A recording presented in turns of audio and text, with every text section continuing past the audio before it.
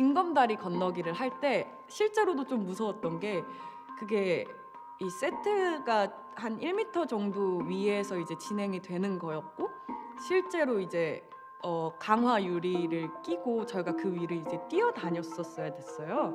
생각보다 그게 1.5m 높이만 올라가도 좀 무섭거든요. 그 유리가 주는 또 불안감이 있어서 몸이 주는 그 자기도 모르는 경직됨과 그 공포와 이런 것들을 표현할 수 있다라고 생각을 했어요. 실제 그 높은 다리에서 점프하는 것 같은 느낌을 가짜로 하는 게 아니라 진짜 그들이 느끼는 공포감이. 오징어 게임의 세상 속으로 오신 참가자 여러분 환영합니다. 여러분들은 참가자들과 함께 6가지 게임을 진행하게 됩니다. 이 목숨을 건 게임을 설계하신 분들을 지금 소개해드리겠습니다. 사실 이 작품을 기획한 건 2008년에서 9년 이즈음에 사실 기획을 했었어요. 좀 더 한국적이고 게임들로 이런 서바이벌을 다룬 작품이 하나 나오면 재미있을 것 같다는 생각을 했었어요.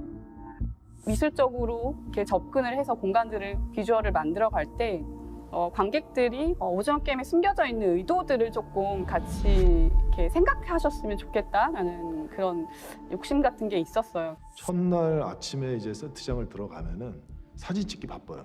굉장히 몽환적인 기분을 느낄 수 있을 정도로 대본을 보면서 이 장소는 좀 이런 그림이겠지 하는 생각도 있었는데 막상 가보면은 전혀 생각했던 느낌하고 다른.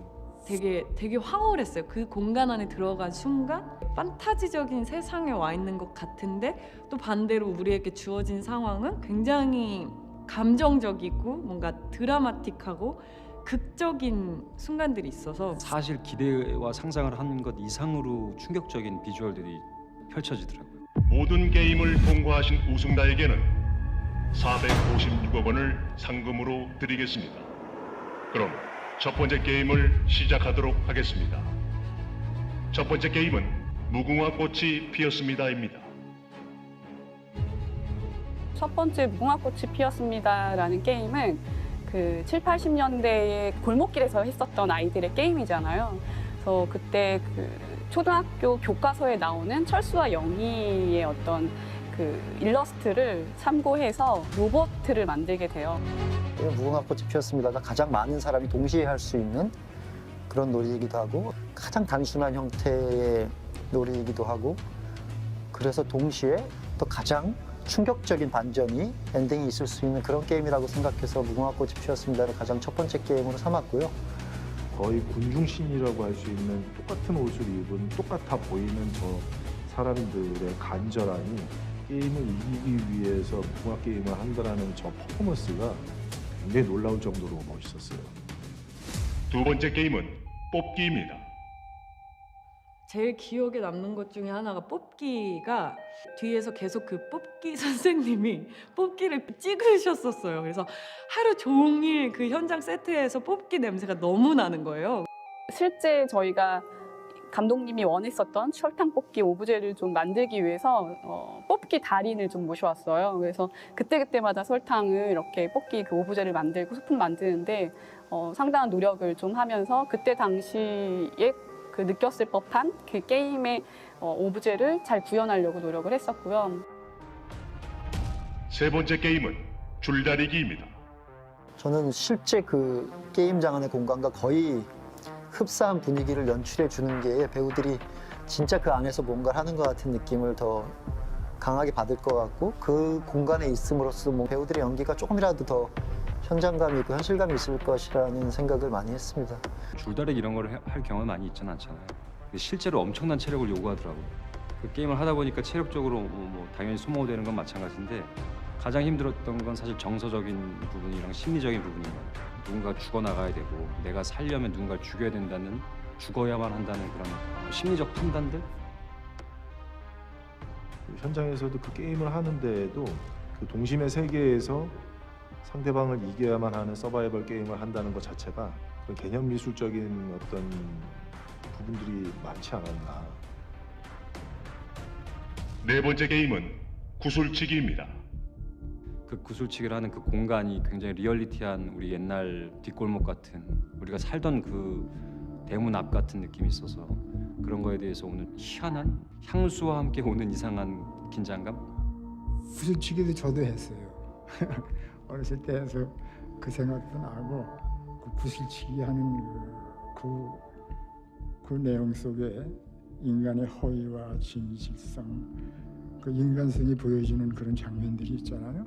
제일 많이 공력을 들였던 세트이기도 하고 시간도 되게 많이 걸렸는데 석양을 어떻게 표현할까 되게 고민을 했는데 이것 또한 가짜와 진짜의 어떤 경계에 있는 세트로 만들어 보자 해서 삶과 죽음, 가짜와 진짜가 공존하는 그런 공간의 게임이 이야기가 되는 거죠. 5번째 게임은 징검다리 건너기입니다. 징검다리 건너기를 할 때 실제로도 좀 무서웠던 게 그게 이 세트가 한 1m 정도 위에서 이제 진행이 되는 거였고 실제로 이제 강화 유리를 끼고 저희가 그 위를 이제 뛰어다녔었어야 됐어요. 생각보다 그게 1.5m 높이만 올라가도 좀 무섭거든요. 그 유리가 주는 또 불안감이 있어서 몸이 주는 그 자기도 모르는 경직됨과 그 공포와 이런 것들을 표현할 수 있다라고 생각을 했어요. 실제 그 높은 다리에서 점프하는 것 같은 느낌을 가짜로 하는 게 아니라 진짜 그들이 느끼는 공포감이 몸에 표현이 돼서 실제가 주는 효과가 저희 세트에 있었다고 생각을 합니다. 마지막 게임은 오징어 게임입니다. 그 오징어 게임은 처음과 끝의 공간이 같아요. 처음과 끝에 남겨져 있는 사람은 과연 누구일까라는 어떤 이야기가 있는 공간이었으면 했고요. 장치적인 것보다는 이 둘의 인간적인 싸움이 더 중요했고 이 공간에서 주는 그 동화적이면서도 약간의 기괴한 느낌을 살리면서 마지막 게임이 이제 마무리가 되는 것 같습니다.